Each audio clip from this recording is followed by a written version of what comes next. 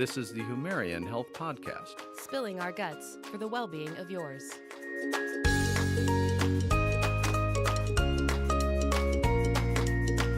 We're back again. We're back again. Again for another podcast. So today, we're going to be talking about antibiotics.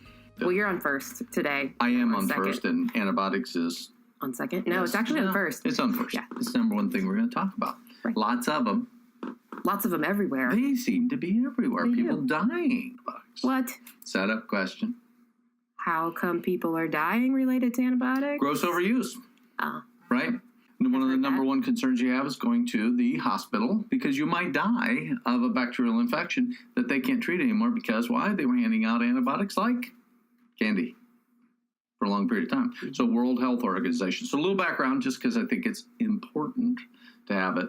World Health Organization's been giving us information for 25 years saying, stop giving so many antibiotics, stop giving so many antibiotics. It's hard to say that a few more. it is. Not I know. even try. I'm waiting for it. But guess what we did? Gave antibiotics, right? Well, because it's what we have, right? Well, we've got a lot of things like it's viral, leave it alone. Well, right. So I even did a small little segment when I was doing national radio, and it was just a kind of a joke of when the parents come in with the kid that's having a little sniffle and they want them to have an antibiotic. The doc's going, no, it's a viral. You want? No, we want an antibiotic. Why? Because they got to go to work and they can't have that kid off. So guess what? They force the antibiotics, and that has been occurring for 20-some years. And the United States is the number one offender in the entire world, and unfortunately is producing those things that we can't treat anymore at all. So antibiotics, major problem. It happens to be in what? Cows, pigs, chickens. Okay? So an issue because it's everywhere, and the bacteria has compensated to an extent that now is becoming life-threatening. And I'm telling you, whether you know it or not, be concerned, because you're going to deal with it with your family and with people that you love in your lifetime. That's how bad it is. But there are times when an antibiotic does make sense. We Are there always not? say that, right? Aren't there? It's supposed to be life and death. It's supposed to be serious, right? How many of us have been life and death? And how many of us have had an antibiotic prescribed? And how many of us have sinus infections every doggone year, 2 or 3 times, and guess what they give us? Antibiotics. And what happens every year? You have the same problem coming back. Reason why? You're not taking care of the problem. Okay? Antibiotics grossly overused continuously. And we're still doing it even though there is a change. It's happening with pediatrics, it's happening with general docs, because this problem that we can't treat anymore with a lot of the serious bacteria is becoming serious. I sound so serious. I sound like Dr. You Bentley. do sound very serious. I'm going to stop that, because that'll kill the show, right? In fact, that's right.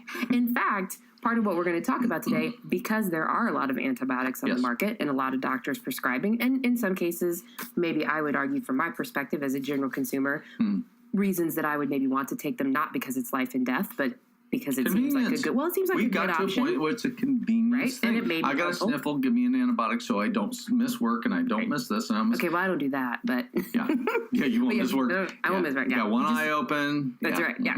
But yeah, so what we're talking about today, at least what we hope Dr. Bentley what we're going to have Dr. Bentley gut check with us later is taking a probiotic with an antibiotic. And why that in the future, I believe, I predict, is a standard of medical care that will be held to and will need to be, otherwise we're going to be in more trouble. Should have been for a long time. Certain countries, that already is a standard of care. When I was doing international radio interviews, they would tell you, why would we not do that? Of course you can do that, because you know one thing. You give an antibiotic without a probiotic, you already know their susceptibility to get sick is high. And the question would be, well, if they already know that, why don't they do it? They're just starting. Right. Well, because the research is so new, relatively speaking, right? Absolutely. And it's not necessarily a mainstream Even though the decision. common sense application was already there, yeah, but it's not common sense for we don't everybody, do common right? sense, right? Well, we do common sense. Yeah, we're common sense kind of. Yeah, so we asked, again, our network of mostly moms, but lots of people, obviously, are affected by antibiotics. A bunch of questions about what do you know about antibiotics? Absolutely. Have you been prescribed them? What kinds of things do you do, when you're taking an antibiotic? Do they work for you? And those sorts of things. And so, basically, what do you want to know about if I'm taking an antibiotic? What kinds of questions could we answer for you? And so a lot of them came back around this idea of, or I would consider it a new idea around coupling probiotics with antibiotics. Absolutely. Because it is relatively new, I think, especially in the American market. Mm-hmm. And so all sorts of questions, right? Like if I'm taking an antibiotic and its job is to kill things and it's indiscriminate, Kill bacteria. it's indiscriminate in how it kills, Correct. then I take a probiotic, which is also bacteria. Mm-hmm. Will it not, Good or bad? well, will it not work? Right. My probiotic doesn't work, whatever. So lots of questions about should I take it? How long should I take it? Why does it work or not work? Right. If I couple a probiotic and an antibiotic, just basically like best practices. Absolutely. If I want to do this, which I believe is a good idea, or good moms think, yes, this is a good idea, but I want to know more about it, like help me out with those sorts of questions. Absolutely. And how about baby comparison to toddler, comparison to dad, mom? Well, dads Big don't difference. take probiotics, do they? We don't do it. Dad's just, they go on no matter what. Without a map, because they can't ever find their way to work. Yeah, anyhow, exactly. So. Well, and we learned in another episode that we put together about C-sections and breastfeeding, this idea that moms are given oftentimes an antibiotic before the baby comes. And what does that mean to them possibly then needing a probiotic? Right, because research shows it even changes the baby's flora. Right, exactly. Which is key to health. Remember, 70% the GI tract is your immune system. Okay, 70% of your immune system's in the GI tract. I said it backwards. Right. You didn't even correct me. I did Usually actually. It's like SWAT. My brain just kind of went. What do you matter? You got to get it right. Actually, if you want to know what I was thinking, I think we talked about that in our basic like Probiotics 101 episode, which was our very first episode. And I was trying to go back through my encyclopedia of like podcasts to remember, did we talk about it? I'm glad you slowly worked there because then I didn't get swatted. I know, right? Well, I'm going to swat you later. Bam. If you hear like that's it. Can we give our fact checker a sound? Yeah, what happens when the host gets hit? Is there any kind of legal precedent? Laughter happens. Yeah, that's right, sure. Nice. So, lots of questions, important questions, and confusion like always. Right. But the idea of a probiotic being given with and after a probiotic and before an antibiotic is becoming more natural. Yeah, exactly. And maintaining health, I do it all the time. It makes a big difference. When you get that old, you need all help. Well, let's get Dr. Bentley on the line so that we can do our gut check. And we have the man that has the answers. That's it. Dr. Bentley, welcome to the show. Oh my God. No. Do you need an antibiotic? Do you have a problem? we have some suggestions for you. Don't get close to us and no kissing. Okay, go ahead. Wow. Well, thank you again for having me on the show. Maybe just start with, and this is perhaps something that everybody knows, but I like to not assume that everybody knows everything. And let's just start with, what is an antibiotic? And when are people given an antibiotic? Do you want a Webster definition of that? Because I really like those. We can get our fact checker to pull a real fact checker. Can check. Fact checker. That's exactly what we'll get. Yeah. Oh, another question. You just woke him up from his post-lunch. No, I'm not paid enough to do this. Yeah. So talk to us about antibiotics. I mean, everybody hears the word. Probably all of us have been on one multiple times. What is it exactly? What does it do? Okay. Exactly. Exactly. Or in general, whichever. Well, first, it interrupts the ribosome 16S that will go... Whoa. Or the 30S. Yeah, we're not doing that. Is that a car model? Yeah. Hey, everybody's listening. That's only a PhD level. You can listen to this. Otherwise, we're going to dumb it down to reality. Turn it down to average consumer. Yeah, average consumer. Yeah. What's it do? Antibiotics. What do? Antibiotics are antibacterial. So they kill bacteria in a number of different ways, depending upon what type of bacteria it's specifically designed for. It disrupts everything from DNA synthesis to cell membrane structure to the replication of the cells themselves. Some of them are bacteriostatic, where they stop the growth and then let the body kill off. And other ones are bactericidal, where it actually goes in there and kills them. And there's a vast array of antibiotics that are on the market. Some of them are broad spectrum. Some of them are very narrowed in. But bottom line is that antibiotics are way overprescribed, specifically for viral infections, sinus infections that are typically viral in nature, ear infections that are typically viral in nature. And when I mean typically viral in nature, I'm talking upwards around over 90% of the time that they're viral, but people are so programmed to immediately take a pill the minute that they get sick, and they think that it's bacterial. Where oftentimes when it's viral, we need to let the body do its own thing and fight it. I mean, we get a temperature for a reason because it cooks these things. You sterilize things with heat, right? That's one method. So these antibiotics, is what they're designed to do is to kill bacteria. The problem is that currently at our state right now, we don't know friend from foe with regards to the antibiotics. So they're going to disrupt the cellular processes of all the bacteria, the good and the bad. So that's where it causes an issue with our microflora, because again, we have 10 times the amount of bacteria in our gut than we do cells in our body. Which again, we have over 100 trillion cells in our body. So it's a lot of bacteria that we have, on top of viruses, molds, yeast, and fungus in our intestinal system. So we have this whole microbiome that we're host to. It's an ecology. It's a balance of things. And so when you go in there and you kill off not only the bad bacteria, but the good bacteria, you allow things to overgrow, such as yeast. And that's why yeast can overgrow, is when you get rid of the good bacteria, because the antibiotic is just very broad spectrum and kills all types, as opposed to being something very narrow. There's current research right now that's exciting, that they're getting to the point that they can start to really hone in on, where they're making antibiotics now that actually do not destroy the good bacteria, the flora, but it targets specifically the bad bacteria. But that's going to be a while before it gets on the marketplace. So the question becomes, what do we do right now for the years since the 1950s that we've had antibiotics, and the overusage that we have today that is creating antibiotic resistance? Because again, the bacteria are constantly morphing. The viral strains are getting into the bacteria, and now survival of the fittest, and now they start to overgrow, becoming resistant to these different methods that we have of antibiotics. And the key thing is that we need to restore balance, and restoring balance in the gastrointestinal tract after an antibiotic is very important. Let me ask you this. Is there quite a bit of kill-off? I've heard as much as certain antibiotics can wipe out as much as 50% of the flora. Yeah, and that's where research is continuing to develop in there. But yeah, there's definitely indications that it knocks out at least up to 50%, if not more. There are other antibiotics that do less. There are certain antibiotics that will eliminate certain strains of probiotics in the gut. So it depends upon which antibiotic that you're on. And again, the research is just in its infancy. It's just within the last couple of years of them isolating which antibiotic you go on, and how does that change the diversity of the population of antibiotics or of probiotics in our gut. And there's well over 800 species that we know of different bacteria in our gut. So this is a big problem.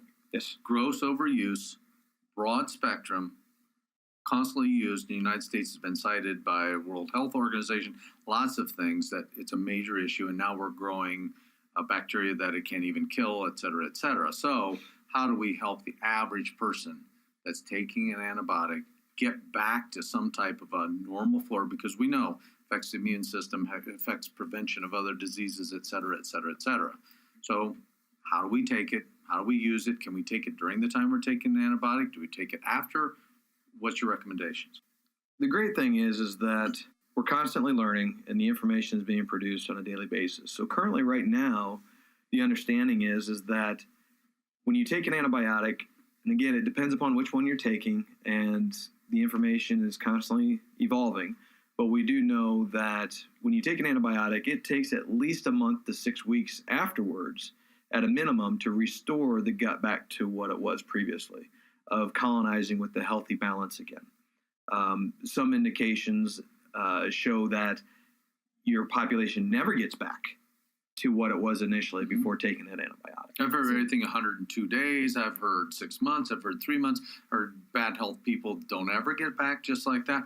Major issues. Right. So is that the duration if you're doing nothing proactive to try to restore the balance? If you're just letting your body Good do question.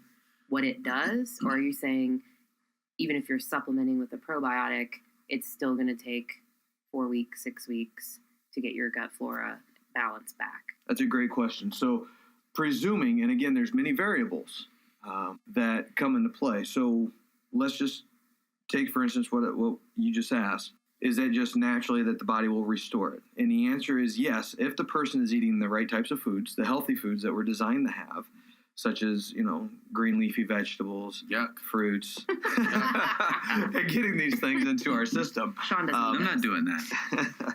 So that allows for the feeding of those good bacteria to repopulate.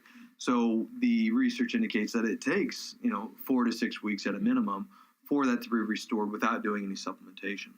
Okay, so I'm sorry, but if I'm the person listening on this podcast, I'm trying to figure out, well, am I that person that's living a pretty healthy lifestyle? And unfortunately, the majority of Americans are not living a healthy lifestyle. Thus, when they start on their antibiotics, the question always is, well, I was on an antibiotic 3 months ago, and now I got the same thing over and over. Isn't that sometimes an indicator of what's starting to happen if they're not getting back the good flora, they're not getting healthy? Because recurrent antibiotic use, I see it all the time in my patients. Mm-hmm. Yeah, and you're exactly right. And the majority of people are not eating on a daily basis the amount of fruits and vegetables that need to be ingested into our system. We're eating foods that are calorie rich, so we are getting calories, but it's very nutrient deficient. Mm-hmm. So we lack the nutrients, and that lack of nutrients is what ultimately is going to make or break our flora. So I do recommend that people supplement with a probiotic, and based off of what I see right now, I presume it is best for people to take it 6 weeks to 3 months after antibiotic usage, and actually taking it concurrently. There's evidence to show that taking it at the same time is more beneficial because it actually decreases by up to 50% the antibiotic-associated diarrhea, which is a condition that happens when people take antibiotics. Because when you take antibiotics, again, as I've mentioned, that it keeps the population of yeast in check.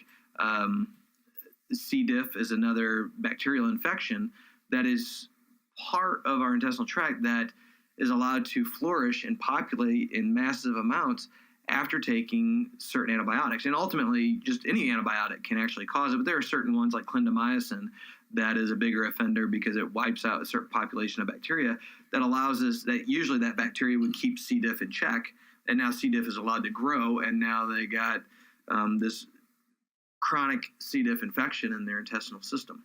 So taking a probiotic concurrently has been shown to reduce the antibiotic-associated diarrhea from taking that antibiotic by up to 50%, taking it concurrently. So let's talk through some real-life examples, just so I can get my head wrapped around the practical nature of when I take it or don't take it. So let's say that Amy got an antibiotic and she had to take it. I know, right? I don't like it. No. Yeah. So let's say I'm the kind of person that I'm already on a probiotic, so I just take it every day as part of my normal regimen, and then I get struck down by some bacterial infection, and I am put on an antibiotic. So I have my probiotic and I have my antibiotic. I normally take my probiotic in the morning with my breakfast. I do a little bit in the morning and I have another at night. And that's what I'm supposed to take my antibiotic to. So should I just take them both at the same time? Because I eat my antibiotic with my food. I take my probiotic with my food too. It's just convenient, right? Mm-hmm. So can I just do my breakfast, take it all at one time, and then do my dinner and my probiotic, my antibiotic, and I'm good, I'm covered? Or do I need to switch up my routine somehow based on being on an antibiotic? That's a great question. First, I like the idea of the way that you laid it out there. Struck down by a bacterial infection. I've seen her. It makes me mad when I get sick. Well, I mean, what it tells me is that you're full of drama. I was struck down by this bacterial infection. Boom. Usually I strike back, but they do get me occasionally, unfortunately. So when you are struck down, what I do recommend is that you do take it at opposite times that you take the antibiotic. Because if you take that antibiotic and you dump it right into the stomach, and then you take your probiotic and it's in the stomach, and then they pass into the intestinal system together, it's going to kill that and everything right around it pretty quickly. Mm-hmm. So I recommend, in theory, it is best to take it at different stages. So if we're going to take the probiotic, I would say a half hour to an hour before or after using or taking the antibiotic itself. Gotcha. Okay. So I get up in the morning, I take my probiotic, I do my normal routine, I get ready to leave the house for work or whatever, an hour later usually for me, mm-hmm. Then I can take my probiotic or my antibiotic and maybe my breakfast or whatever kind of together. So that gives like an hour in between probiotic and the antibiotic. That's kind of what you're saying. I think that's a very reasonable plan. Okay. And then taking 6 weeks to 3 And then, months yeah. beyond. Yeah. Correct. After your last dose. After your last dose. Okay. After your last dose. Okay, After your good. last dose to help facilitate that process. And it's also important to make sure that the antibiotics that you're taking, that you understand what strains are killed off by that. And again, this is new research, so a lot of people don't have access to that. And a lot of products don't cover it either. Correct. And so that's where it's Just do what important to they make do. sure it's got something that has a diverse population of probiotics that have been specifically crafted as a product for that need. See, and I was going to ask that question too, because if I'm already on a probiotic, is that the right probiotic to complement my antibiotic? Like, or do I need to look for a different probiotic, one that's more specifically designed to work with that antibiotic? One is specifically designed to work with antibiotic, but in lieu of that, something that has a very diverse population. Gotcha. So something with 1 or 2 probiotics, 3, isn't going to cut it. You're going to need something with 9, 12, 18, something around that. More full spectrum, more. Right. I have one follow-up, mostly for moms with teenagers. They get acne. And unfortunately, they will start them on an antibiotic and take it over a period of time, like all the way through high school. Those kids probably should be considering probiotics and really should be concerned about taking it long-term, shouldn't they? Oh, without question. Yeah, absolutely. Because, again, they're taking it for a bacterial infestation, if you will, into their pores on their face. Infestation. Yes, Oh, like see? that. Struck Their down by face an was struck down with this by an infestation. So, well, their face was struck down, or their pores were struck Wow. down with this. Very aggressive I like that. bacteria That's we pretty have good. here today. So they put up all these antibiotics to kill off the bacteria.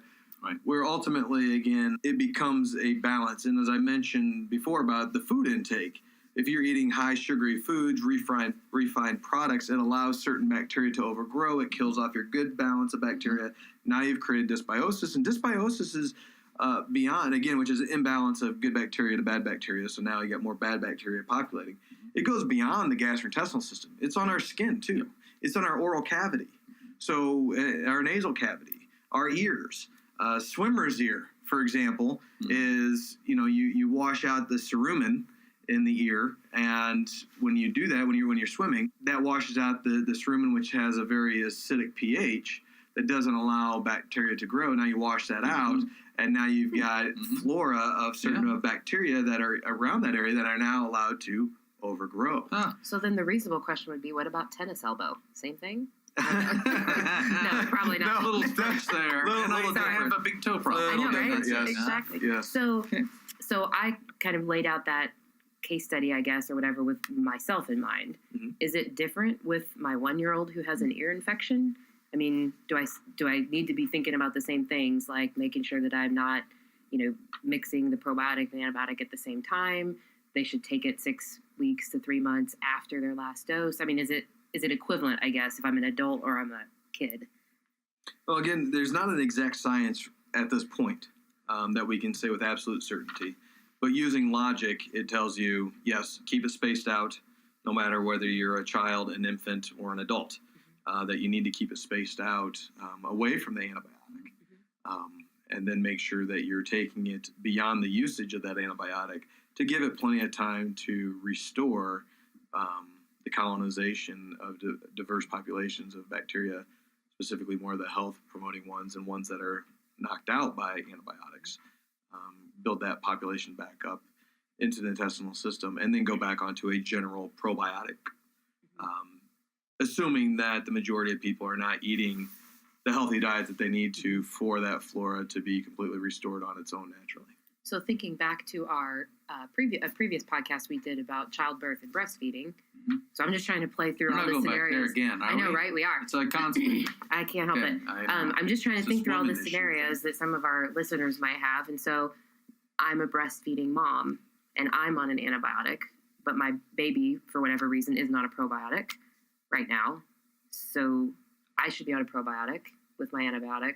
Should my baby also be on a probiotic? Because I'm going to be passing through some of that antibiotic to them? That's a great question, and absolutely. You asked all the good questions. You know, that is a really good question, and it's something I'm just kind of thinking it through, like practically, where does that show up? There's a lot of different I'm scenarios. surprised myself, but and in that podcast, we mentioned that there's 11 antibiotics that we know of that are broad spectrum that cross the placental barrier. In addition, you do pay attention. I got to start doing that. And those antibiotics also can cross into the lacteals and go into the breast milk. So during lactation, it can get into the breast milk, into that child, which will therefore disrupt that young, evolving ecology of microbiome in that child. So at that time, it makes sense. And so sometimes you can, an infant isn't going to necessarily take a pill. They're not going to swallow that way. So a liquid probiotic is a great option. Sometimes someone can take a capsule and open it up and make a little paste with a little bit of breast milk and put it on the nipple, and then the child can latch on, and then it can get in there as well. Excellent. So healthy lacteals. I like it. We need to work on that. You should. I don't think I need that. You might have other health conditions if you are lactating. I'm not talking about them publicly. I know that. No, that is a whole nother podcast right there. I think that's it, right? Yeah, Dr. Bentley, that's a lot. We kept you a little bit longer than we probably should have, but we appreciate your time as always. Thanks for having me. Amy Baker, Dr. Sean Benzinger. Humarian Health Podcast. Spilling our guts. For the well-being of yours. That's right. Thanks for having the guts to listen to the Humarian Health Podcast. Make sure you follow us on social media. We're on Facebook, Instagram, and Twitter at Humarian Health. If you have things you'd like to gut check, send us an email at gutcheck@humarian.com.